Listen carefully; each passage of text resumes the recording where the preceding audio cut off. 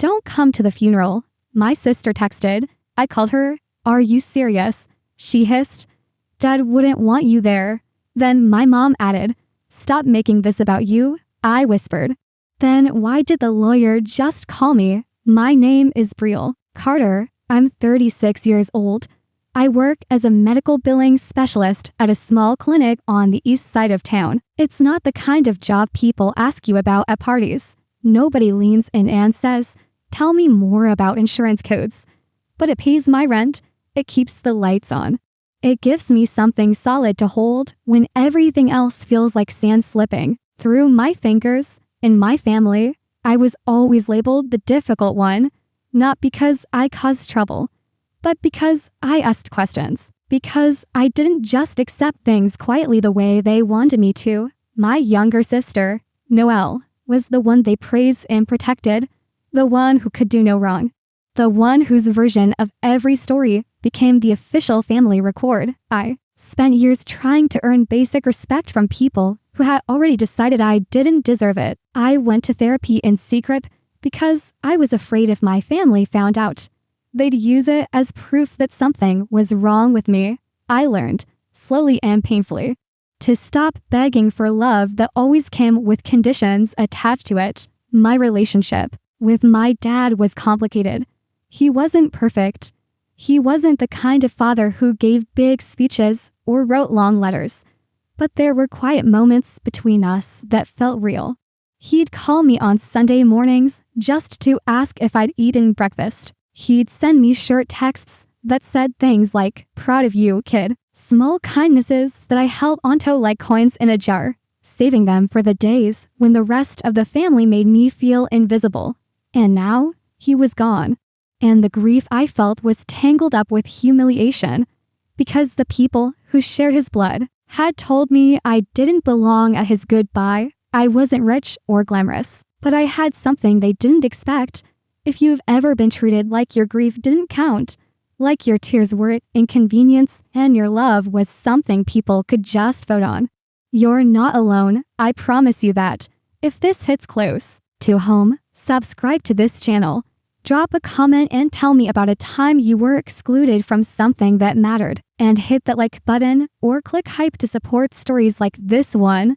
Because what happened after that text, it changed everything. The text came at 7 in the morning.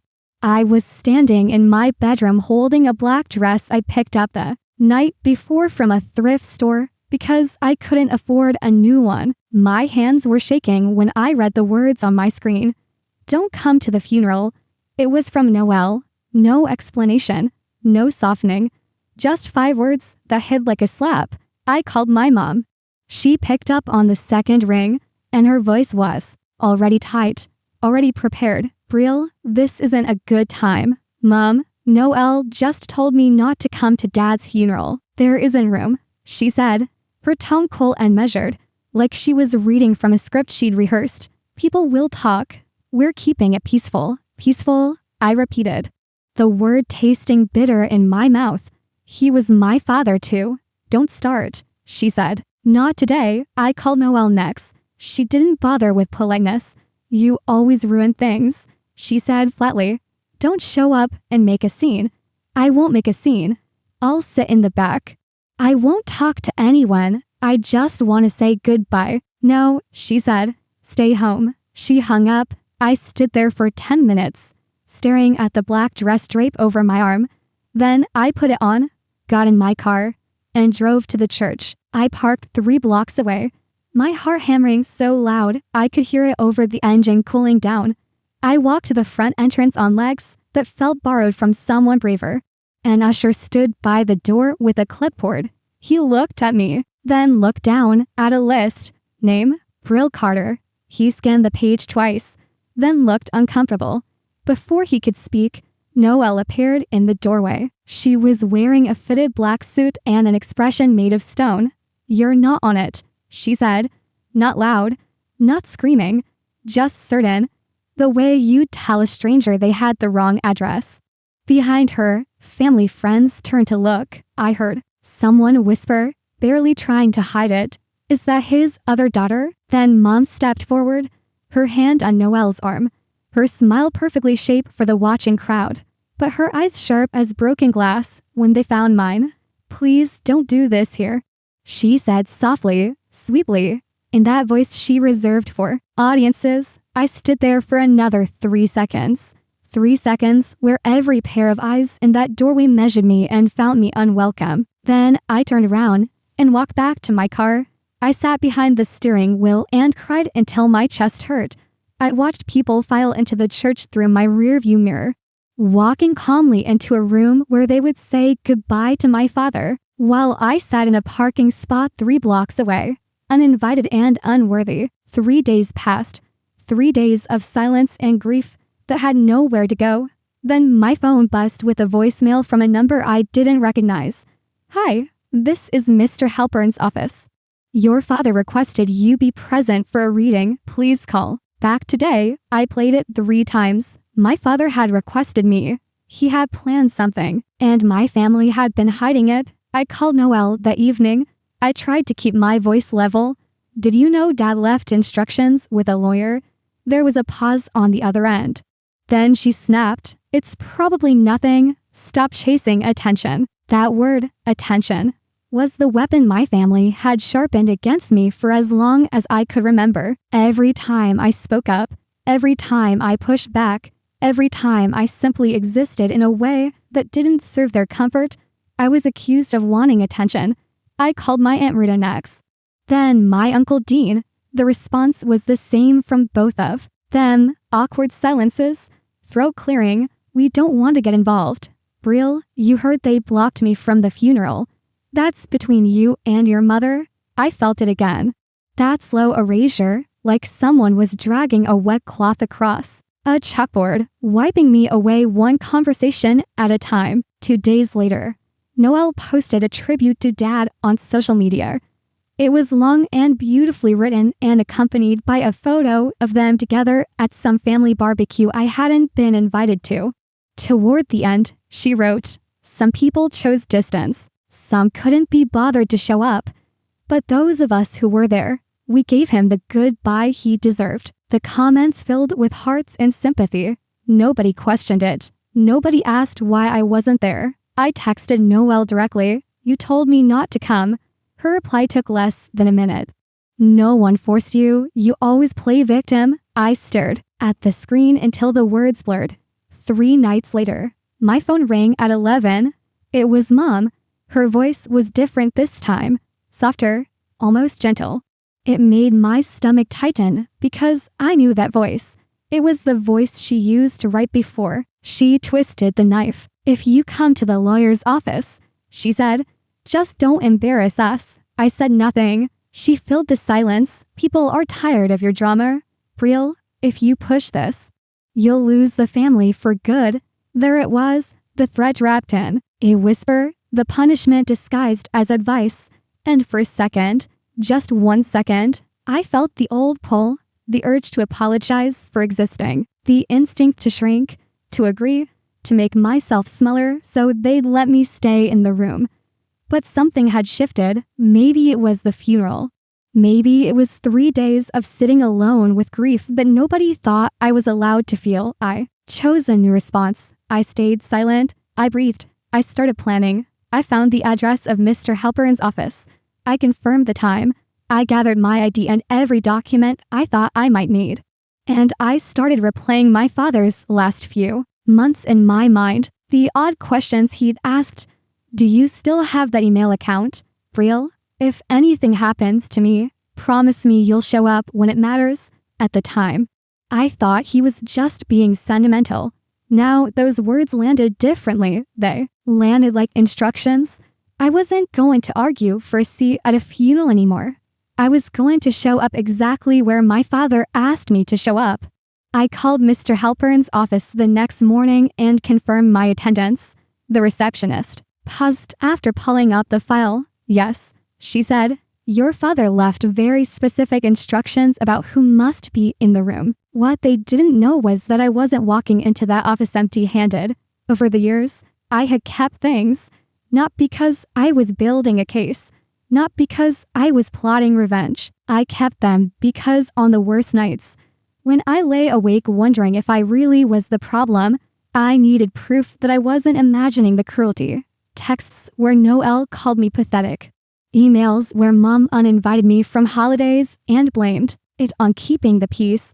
Voicemails left at midnight, full of accusations that evaporated by morning when everyone pretended nothing happened.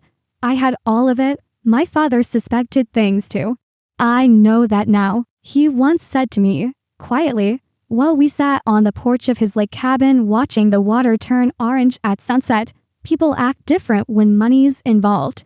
Real. Remember that. Another time. He told me to save certain messages. Don't delete anything. He said, you might need it someday. I didn't ask why. He didn't explain. But the way he said it made me feel like he was handing me something fragile and important. Like a glass jar he needed me to hold steady. I remembered something else too, a dinner 2 years ago where Noelle bragged openly, casually, like she was mentioning the weather. Mom handles all of Dad's paperwork now, she said.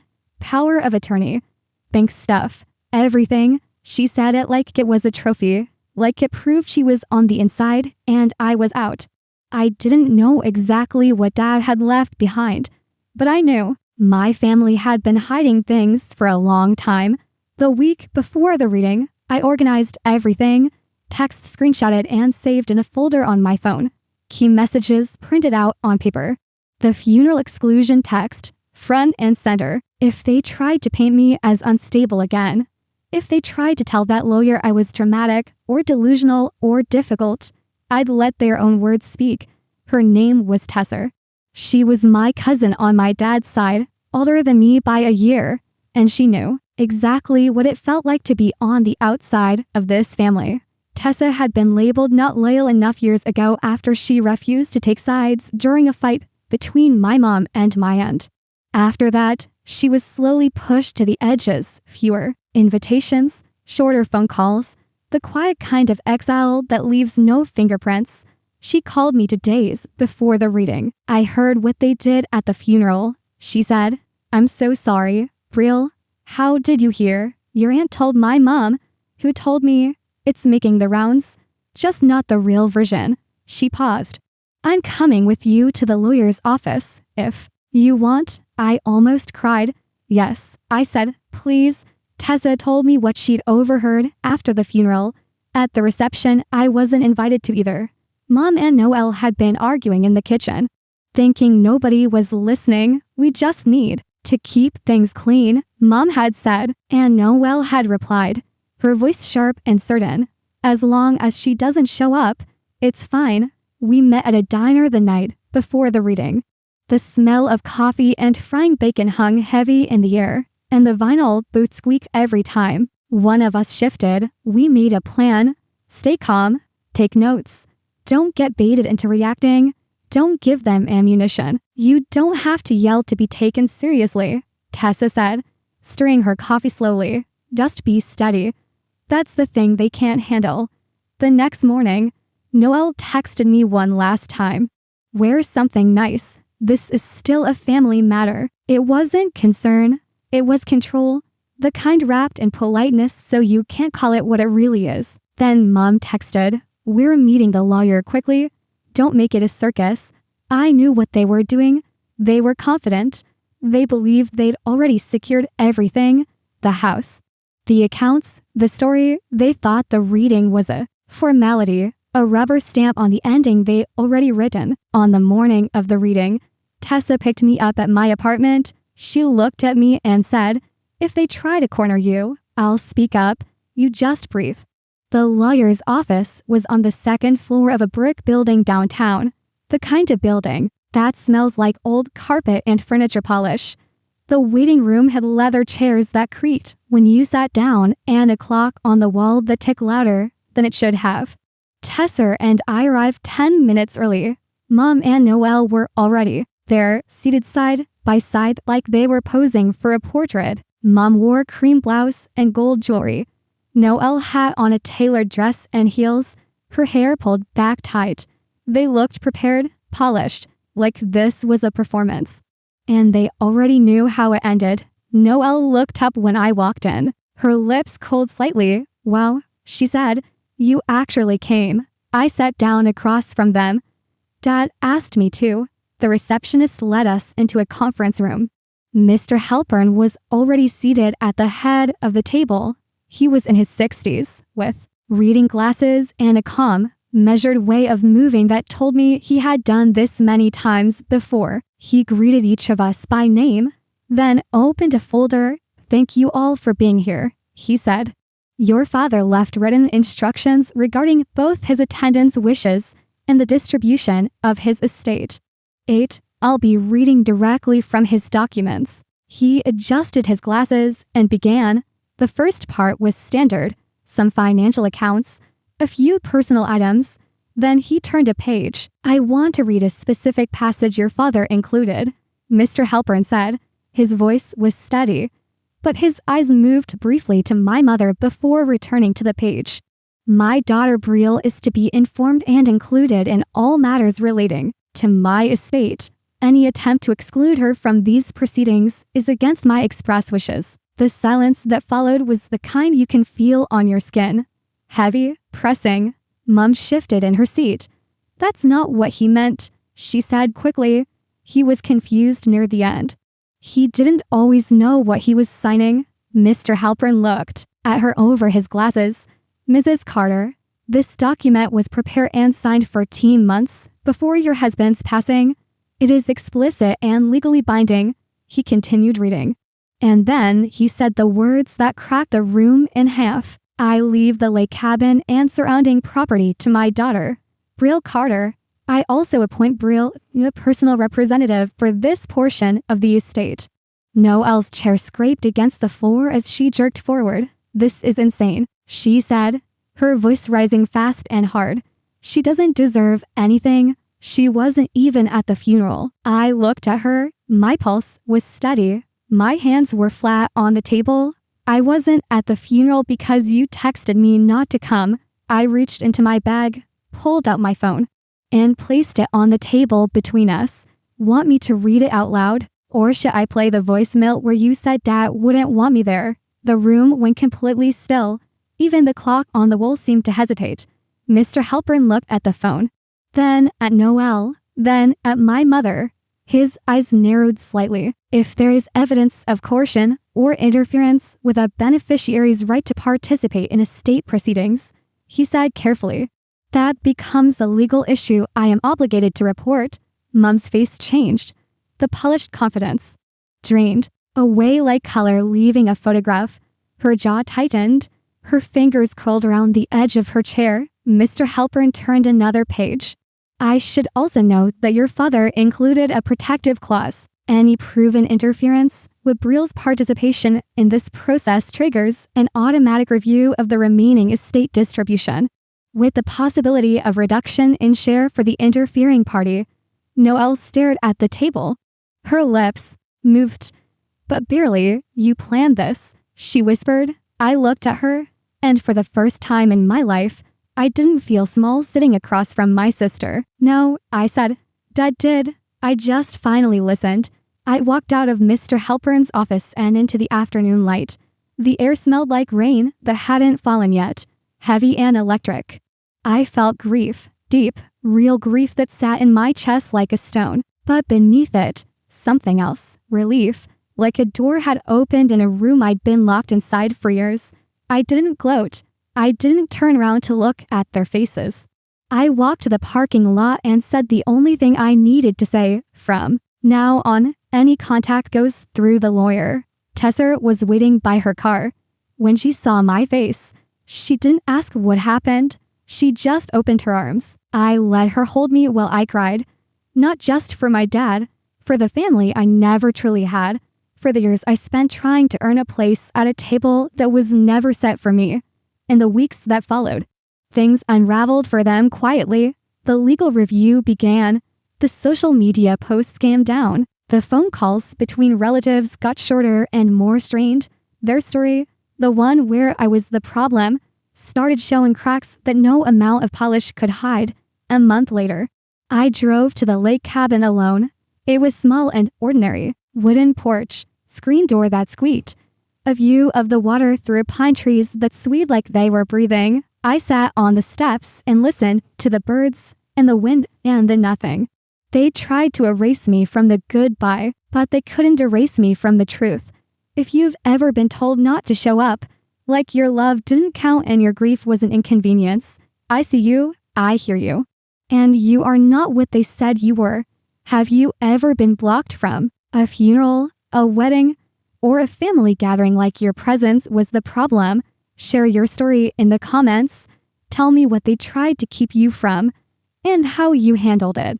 Subscribe if these stories feel like home, and hit that like button to support this channel. Click hype to help this story reach others who need it. If you're still here, thank you. That means more than you know. This channel is built for people who've been through things that are hard to explain to anyone who hasn't lived it. But here, you don't have to explain. You just have to show up. Subscribe so you don't miss the next story. Click hype if this one meant something to you. And drop a comment telling me where you're watching from and what part hit the hardest. I read every single one. You're not alone in this, I promise.